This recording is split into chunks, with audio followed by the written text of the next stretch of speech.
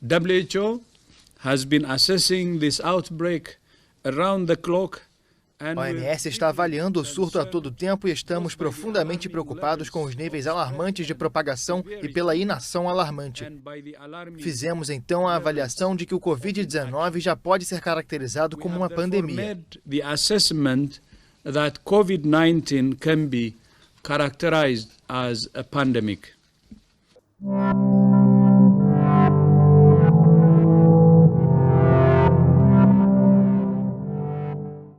A crise que está em andamento é algo de inimaginável. Essa crise está anunciada desde os anos 90. Nos 2 últimos anos, esta crise específica econômica vem sendo pauta de reuniões e debates entre os economistas do próprio capital. O que não se sabia é qual seria o detonador dessa crise. E o detonador dessa crise foi um vírus. A pandemia da Covid-19 tem requerido da população e das instituições em todo o mundo uma série de ações individuais e coletivas em defesa da vida. E no serviço social brasileiro não é diferente. Nós, assistentes sociais, lutamos diariamente para que as pessoas consigam acessar os serviços públicos das políticas sociais. Assistentes sociais integram as equipes de serviços essenciais para prestar atendimento à população e têm sido ainda mais requisitadas nesse contexto da pandemia.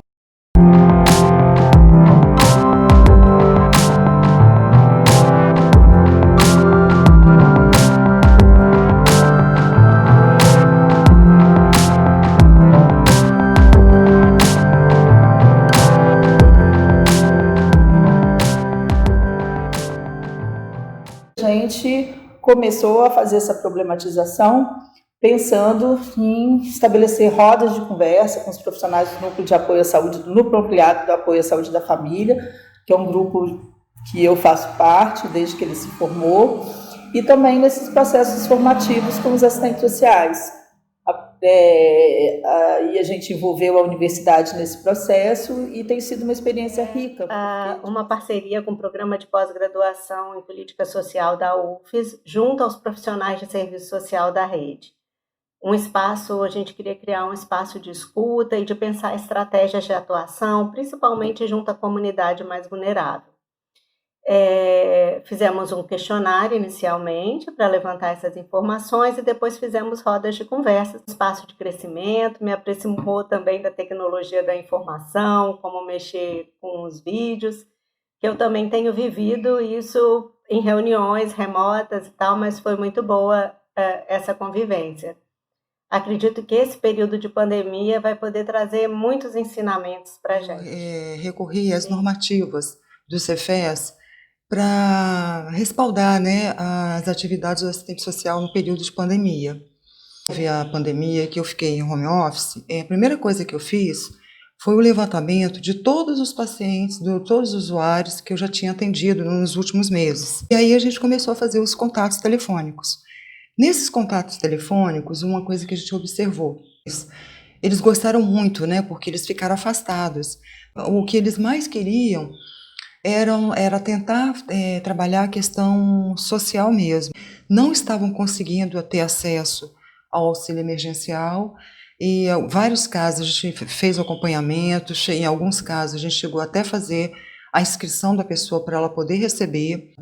Então houve um aumento, um acréscimo de questões assim, da saúde mental. Como eu poderia até fazer essa divisão, nos primeiros 2 meses foi muita questão social mesmo.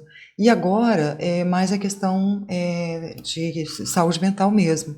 Muitas pessoas tiveram recaída nesse período, recebe várias notificações de tentativa de suicídio, violência, muita violência. As dificuldades, né, que a gente encontrou. A primeira foi a questão da tecnologia, né? Eu acho que a gente não estava muito preparado. Por um lado, no começo foi uma coisa pesada para a gente, eu acho que foi difícil, mas hoje eu vejo como um ganho, porque nós aprendemos muito, estamos aprendendo e a gente perde um pouco o medo, o receio dessa questão, né? A outra questão foi os próprios equipamentos, né? Nós temos que usar os nossos próprios equipamentos. Que eu achei muito interessante, que assim, logo no começo que a gente falou, olha, esse número, você qualquer coisa pode estar ligando para a gente. eles nunca ligam fora do horário comercial. Nunca recebi um telefonema final de semana, à noite, nunca. Eles respeitam bem isso. Então, isso foi uma coisa bem interessante. Precisei trabalhar na modalidade home office, através do escritório remoto, e tive que me reinventar, né? Pois me exigiu aí aprender a utilizar algumas ferramentas ou tecnologias online para contribuir com o trabalho dos meus colegas de equipe. Tem sido, obviamente, um período bastante desafiador para todos nós, né? Pois além de continuar realizando algumas atividades que já realizava antes da pandemia, só que nesse momento, através do acesso remoto a documentos e arquivos da GAS e de informações na rede Bem-Estar, passei também a realizar ações que até então não faziam parte da minha rotina de trabalho, mas que são necessárias e que o assistente social também pode contribuir, né? Como, por exemplo, o monitoramento por telefone de colegas profissionais de saúde com sintomas gripais, né? E esse período ele me exigiu a maior organização da minha rotina, né? Uma vez que eu trabalho home office, nem sempre acontece dentro do horário previsto de trabalho, principalmente as reuniões online, as mensagens de WhatsApp constantes, né? Considero que o maior desafio tem sido, de fato, o afastamento físico, né, da equipe, já que mesmo com o uso da tecnologia, nem sempre é possível acompanhar todo o processo de trabalho da coordenação. Meu trabalho em tempos de pandemia na atenção básica está sendo um desafio, pois tive que abrir mão de atividades prazerosas, como, por exemplo, o trabalho com grupos de adolescentes, gestantes e idosos, e também a minha atuação como preceptora. Que saudade dos acadêmicos! Fizemos várias ações significativas juntos. A partir daí, tive que buscar novas formas para continuar a desenvolver o meu fazer profissional. O telefone passou a ser a principal ferramenta de trabalho, pois utilizo para fazer o monitoramento dos casos suspeitos de Covid e também acompanhamento das gestantes e demais usuários que necessitam de assistência. Além de acompanhar os dados da doença no território, a princípio a sensação não foi muito boa, pois sentia falta do contato físico, de observar as expressões do outro, e mesmo os atendimentos presenciais estão mais frios, devido ao uso de máscaras e o distanciamento, além do medo de se contaminar e contaminar o outro. Pela primeira vez no trabalho, tive que lidar de perto com a morte, e isso assusta. Vendo essa trajetória, cabe algumas reflexões. A equipe onde atuo tornou-se mais unida, o que reforça a importância da prática colaborativa e interprofissional, a relevância do SUS, do papel do SUS e a valorização dos profissionais que nele atuam. A necessidade urgente de se pensar em estratégia de redução da desigualdade social, além da preservação do meio ambiente. Mas foi preciso fazer readequação do trabalho, das atividades.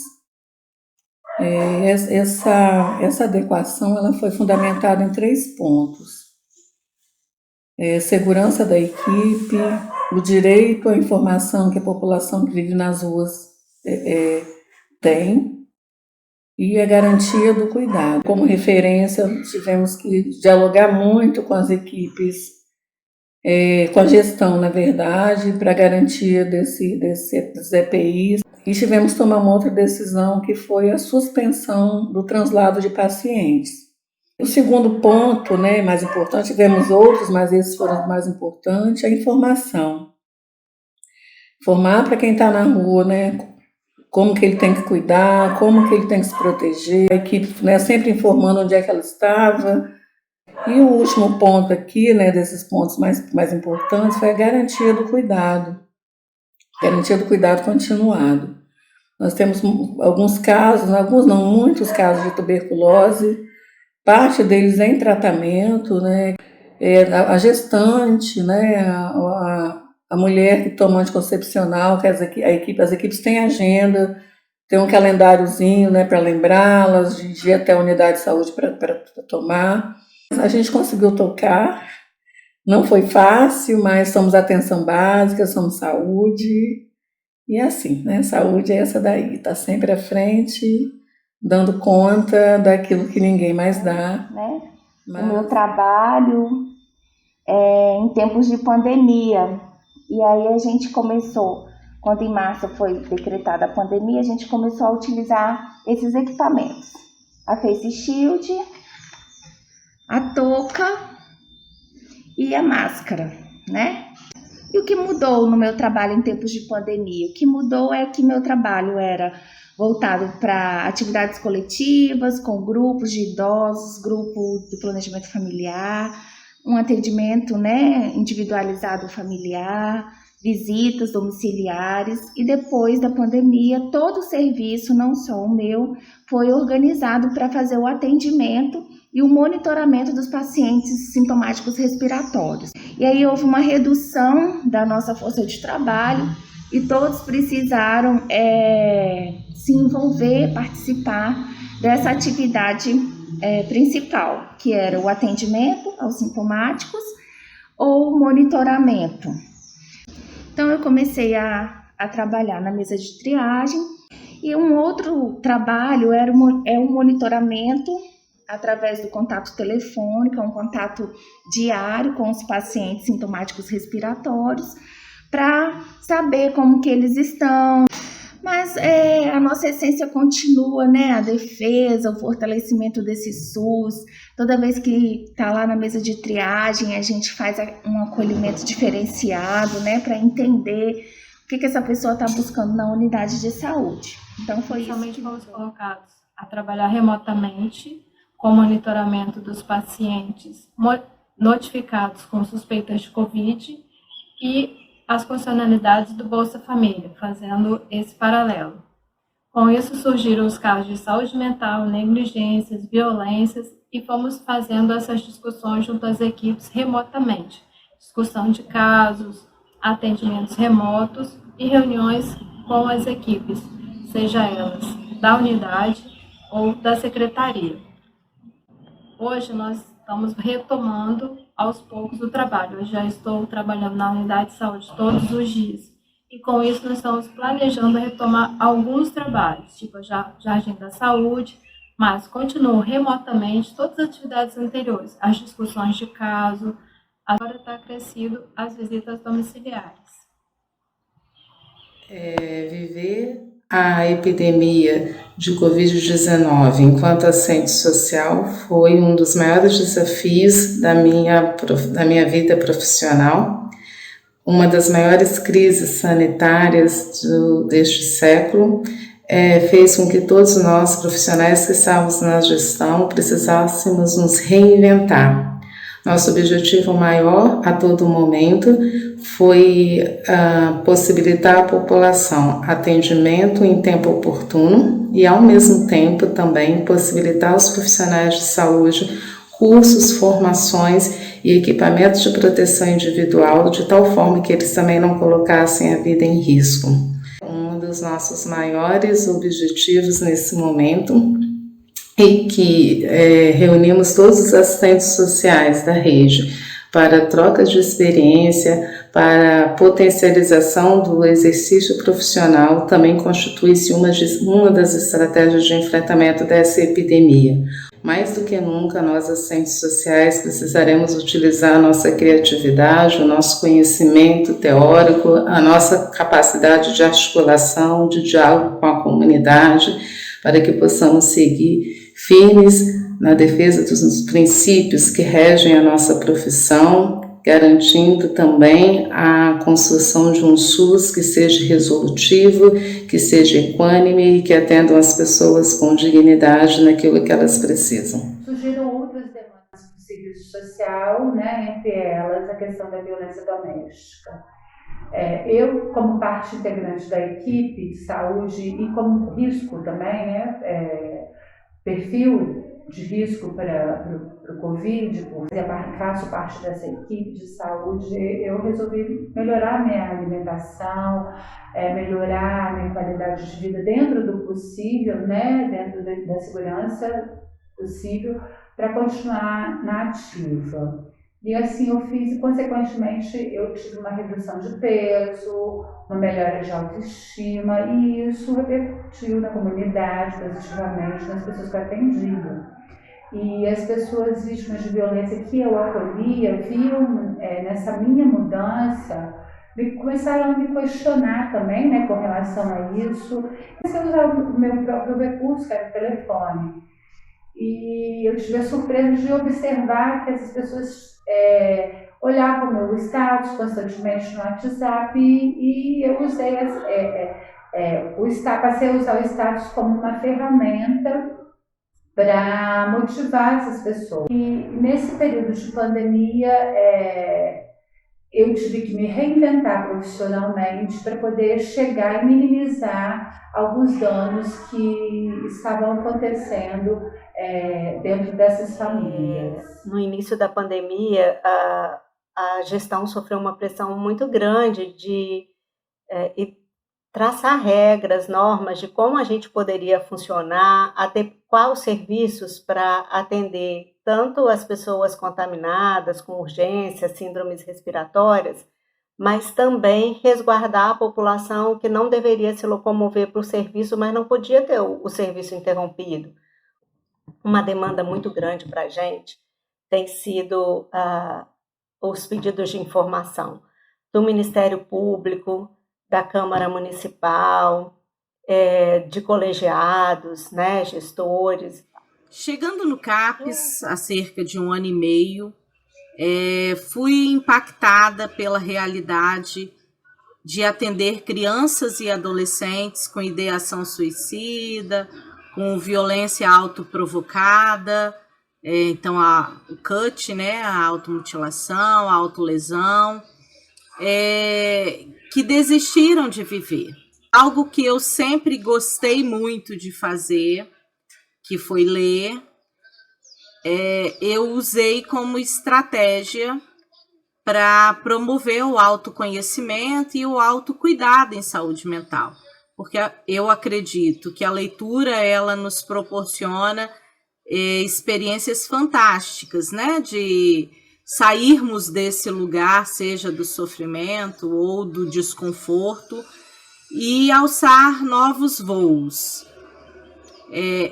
Nós também montamos um clube de leitura e escrita. Escrita literária, então aí o estímulo para ler e escrever poemas, né, poesias, contos. E aí, com o advento da pandemia, eu tive aí como estratégia, né, de comunicação a criação de um grupo de WhatsApp. O CAPES não dispunha de um telefone celular com WhatsApp que possibilitasse, e aí eu dispus o meu. Nós também enviamos mensagens, possibilitando um acesso aí de mão dupla, né? Porque a partir do momento que eu forneço o meu número, o meu WhatsApp, eu acabo sendo também acionada em outros momentos que não o convencional de funcionamento do CAPES, né? O horário de funcionamento. Mas isso eu estava ciente, né, desde o início, e para mim não foi algo que me incomodasse. Foram feitos alguns manejos de crise e de orientação. Para mim, eu sou muito grata por conhecer essa estratégia, né, de esse encontro aí do serviço social com a arte. Então, assim, tivemos que fechar, interromper as agendas, os agendamentos todos foram cancelados de consultas, reuniões, reunião de equipe, reuniões externas, matriciamento, colegiado gestor, conselho local, grupos que aconteciam dentro da unidade de saúde.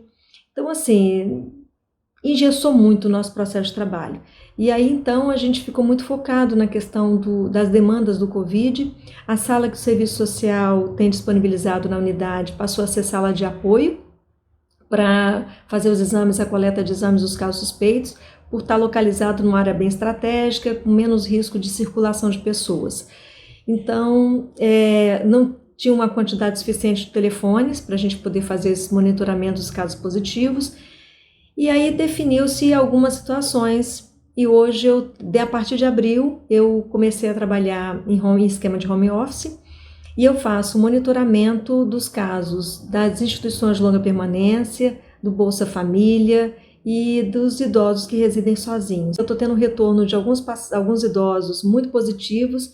Eu acho que acaba também valorizando esse lugar do SUS, porque alguns até colocam que eles foram atendidos por planos de saúde, mas nunca foram acolhidos como estão sendo acolhidos pelo SUS. Então isso eu acho que traz um lugar interessante para o olhar do SUS, né, numa região como a nossa. Eu ainda não peguei muitos casos de famílias enlutadas, mas acredito que deva ter um aumento dessas questões. Eu acho que o pós-pandemia ele vai trazer desafios intensos para as unidades de saúde, para todos nós. É necessária uma questão interna minha de aceitação desse novo lugar aí do serviço social, confesso. Mas agora as coisas estão caminhando. Primeiro, na nossa própria organização, na estrutura da equipe, na estrutura da atenção diária que a gente precisou suspender. Esse foi o primeiro grande impacto que a gente teve, né? A gente teve uma redução muito grande das atividades aqui, as atividades coletivas, mas em nenhum momento a gente deixou de fazer os atendimentos e a atenção à crise. Só que para isso a equipe precisou se reinventar. Então a gente priorizou algumas atividades online, a gente priorizou o atendimento em domicílio, com todos os protocolos, com toda a segurança, né? A utilização dos EPIs por nós aqui e até mesmo do Jalec foi uma questão, porque isso tudo também transforma, né, a questão do nosso vínculo com o usuário. Pequenas coisas que geraram muitas transformações no nosso dia a dia, na nossa rotina de trabalho. Então, assim, a equipe ela trabalhou muito junta para poder fazer uma nova organização do serviço. O nosso serviço dispõe do acolhimento noturno, então isso também é um desafio, ter os usuários aqui. Agora a gente tem recebido já as demandas que surgiram a partir dessa crise, né? E muitas delas vinculadas à questão da violência autoprovocada, os impactos também de quem sofreu algum tipo de violência e hoje está vindo aqui para o serviço em crise, uma crise de ansiedade. Então, usuários que nunca tiveram transtorno, que estão vindo para o CAPS com essa primeira demanda também. Nós começamos, então, a fazer o monitoramento das crianças e adolescentes das quais nós éramos técnicos de referência. E o que me chamou a atenção logo no início, que eu fiz contato com um jovem que tinha questões referentes à automutilação, depressão, e a mãe dele falou, ele não está bem. Eu falei, como assim ele não está? A gente não tem nada para comer. E aí nós iniciamos um trabalho de conseguir uma cesta básica, os serviços de assistência todos fechados, e naquele momento a gente entendeu que além do monitoramento das condições de saúde, nós precisávamos fazer um trabalho efetivo relacionado às questões da assistência também. E aí, durante o meu home office, eu preparei um roteiro de alguns lugares, da forma que eles estavam trabalhando durante a pandemia, e nesse meu monitoramento eu também prestava esse tipo de assistência, orientação em relação ao auxílio emergencial, não só as questões clínicas, mas as questões de assistência também que perpassavam aquele monitoramento e aquela família. Isso fez toda a diferença. Realizo atendimentos individuais presenciais, claro que em menor escala. Realizo atendimentos remoto, via telefone, às famílias que já estavam em acompanhamento ou por demanda do CRAS ou CREAS. Realizo contato com esses órgãos também nas violações de direitos atendidos pelo serviço social. Uma nova demanda que surgiu resultou num trabalho que estamos fazendo de escuta qualificada para atender essas fragilidades emocionais. Outro serviço foi o atendimento às famílias enlutadas, conversando sobre as vulnerabilidades econômicas, emocionais e sociais que essas famílias estavam enfrentando. Eu gostaria de citar um texto de La Rose, que eu gosto muito para a gente relatar essa vivência com a questão da pandemia. Ele coloca que é incapaz da experiência aquele que se põe ou se opõe, ou se impõe ou se propõe, mas não se expõe. É incapaz da experiência aquele a quem nada lhe passa, a quem nada lhe acontece, a quem nada lhe sucede, a quem nada o toca, nada lhe chega, nada o afeta, a quem nada o ameaça, a quem nada ocorre. Então, a experiência ela é singular e nos atravessa. E cada um, né, atravessa o nosso corpo, as nossas subjetividades, o nosso fazer, o nosso viver. Então, a oportunidade do encontro, a riqueza e a coragem dos relatos das assistentes sociais da Secretaria Municipal de Saúde de Vitória, a disponibilidade delas para a partilha de conhecimento ante a professora sempre ávidas por saber mais, transformar o espaço das rodas de conversa em um rico processo de troca. Em nome do Grupo Fênix, do Programa de Pós-Graduação em Política Social e do Departamento de Serviço Social da Universidade Federal do Espírito Santo, queremos agradecer essa oportunidade e dizer até logo. O próprio Código de Ética da Profissão.